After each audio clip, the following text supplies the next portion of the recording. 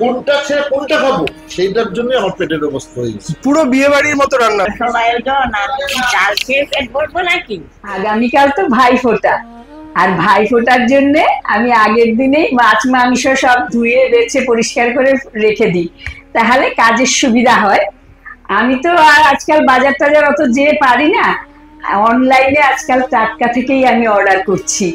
আর ওরা মাছ মাংস সবকিছু ফ্রেশ একেবারে বাজার দরে বাড়িতে পৌঁছে দিচ্ছে, আর সেগুলো একটু ধোয়া বাছাও থাকছে, ফলে আমার কষ্টও হচ্ছে না। এই যে প্যাকেট করা থাকে একদম, এই যে দেখুন ফ্রেশ মাছ। এবার ধুয়ে বেছে রাখবো, পরিষ্কার দেখুন পরিষ্কার, আমাকে খুব একটা বাছাবাছি করতে হবে না, এই একটা সুবিধা।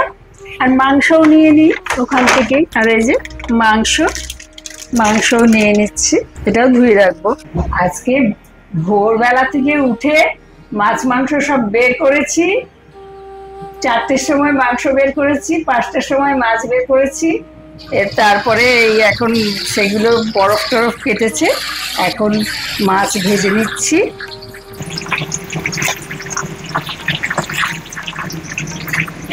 মাছ ভেঙে গেলে অনুষ্ঠান বাড়িতে মাছে একেবারে আয় দেবে না। মাংসেতে জল ঝরিয়ে আমি সব মশলাপাতি দিয়ে রেখেছি, পেঁয়াজ বাটা, রসুন বাটা, আদা বাটা, জিরে, ধনে, শুকনো লঙ্কা, হলুদ গুঁড়ো। এই যে এখন টক দই গুলো দিয়ে দিচ্ছি, আমার ছোট ছোট টক দই। যারা অনেক বেশি রান্না করতে মনে হয় যে অস্বস্তিকর, কতটা পরিমাণ বুঝতে পারেন না, যত কেজি মাংস, আমার 3 কেজি মাংস, 1 কেজিতে আপনারা তো রান্না করেন সব সময়, সেই অনুযায়ী জিনিসপত্রগুলো দিয়ে নেবেন। আমি এর মধ্যে কিন্তু তেলও দিয়ে দিয়েছি। আমি এবার মেখে নিচ্ছি,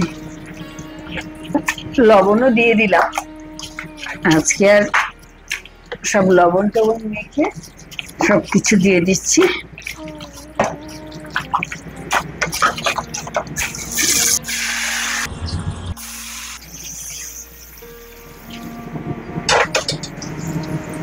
পেঁয়াজ ভেজে রেখেছি, আগে থেকে একটু কাজ এগিয়ে রেখেছি, সেই পেঁয়াজ ভাজা তেলটা দিয়ে দিলাম, শুকনো লঙ্কা, তেজপাতা, গোটা গরম মশলা দিয়ে দিলাম, মাংস দিয়ে দিচ্ছি।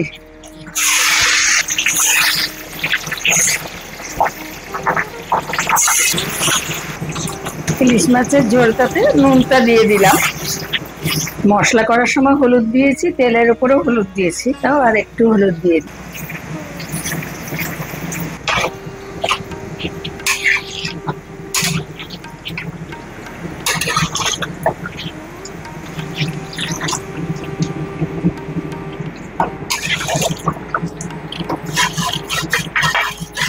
এই পেঁয়াজটা আমি আগেই ভেজে রেখে দিয়েছি কাজ সংক্ষেপ করার জন্য, এরকম কিছু গ্যাটিস দিতে হয় রান্নায়। প্রথমে লেজা টেজা ছেড়ে নিই,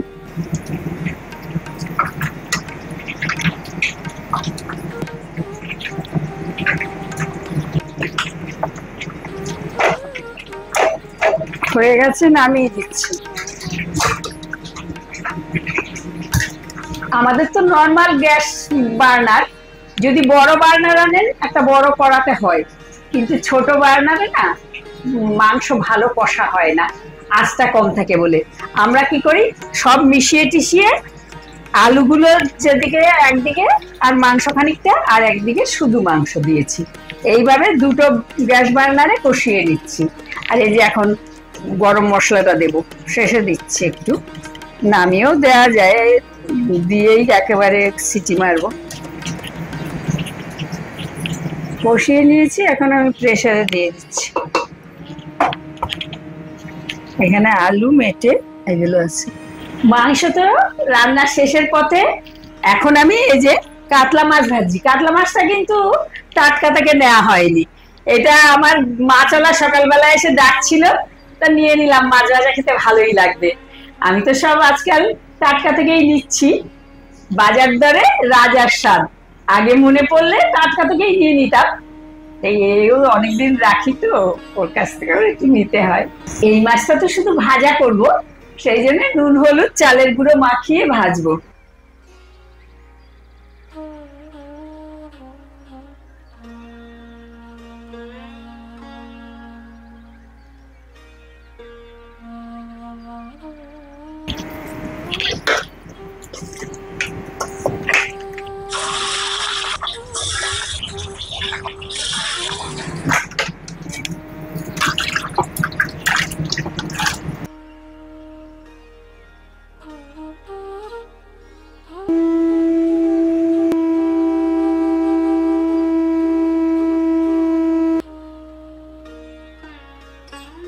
এই যে আমাদের ভাইফোঁটায় একটা মূল্যবান জিনিস লাগে, সেটা হলো হিমের জল। কত কষ্ট করে যে সংগ্রহ করেছি।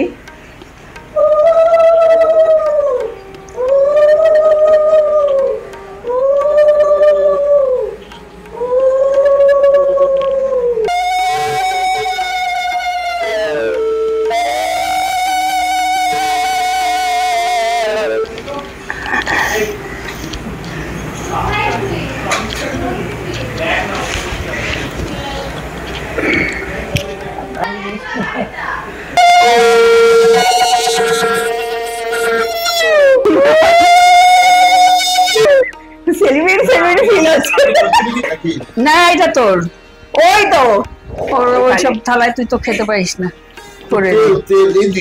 তেল তো দেবই।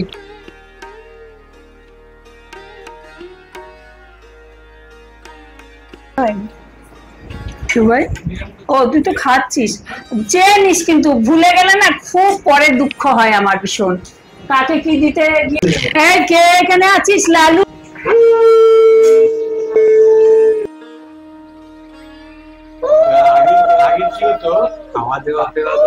পেটের অবস্থা, কারণ কোনটা ছেড়ে কোনটা খাবো সেইটার জন্য আমার পেটের অবস্থা হয়ে গেছে। পুরো বিয়ে বাড়ির মতো রান্না হয়েছে।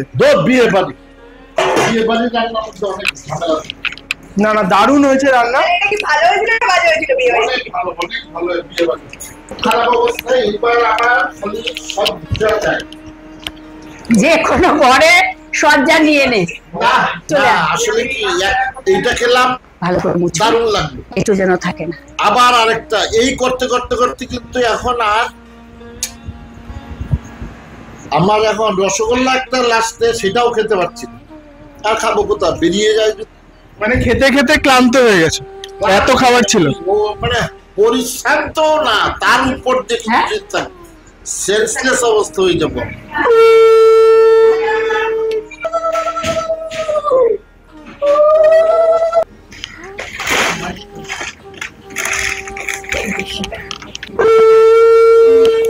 নিরানব্বই বছর বয়সটা বলতে ভুলে গেছি। 99 বছর বয়সে স্বামী স্ত্রী মিলে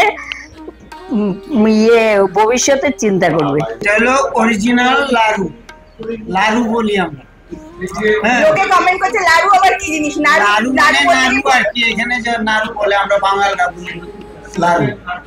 দুধের পিওর দুধটাকে শুধু ঘন করে নেড়ে নেড়ে নেড়ে নেড়ে শুকিয়ে তারপরে এটা করা হয়। এর মধ্যে অন্য কোনো মিক্স থাকে না, স্বাদ হয়। লাড়ুর নাম লাড়ু কেন? এটাই হচ্ছে আমার প্রশ্নটা হচ্ছে গোল, যেটা আমরা লক্ষ্মী পূজার সময় খাই। তুমি এটা নাও, তুমি নিও না, ওটা নিও না, ওটা রেখে দাও। ওই শেপটাকে নাড়ু বলছে, আর এই চ্যাপ্টার শেপটা না না না না না না বক্তব্য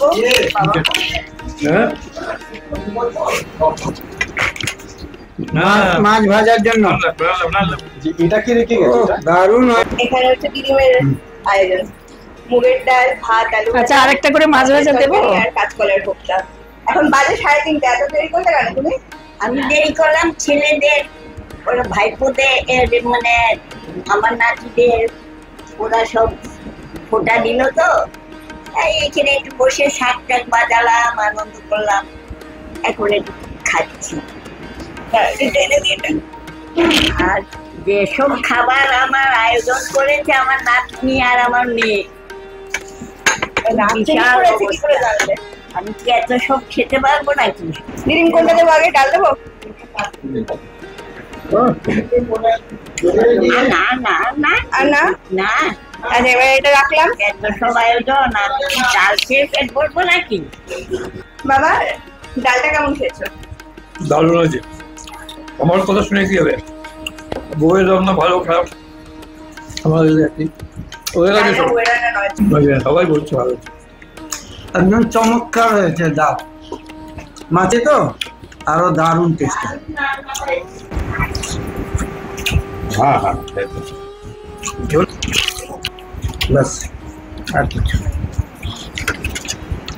আর কিছু চাই না, বাস।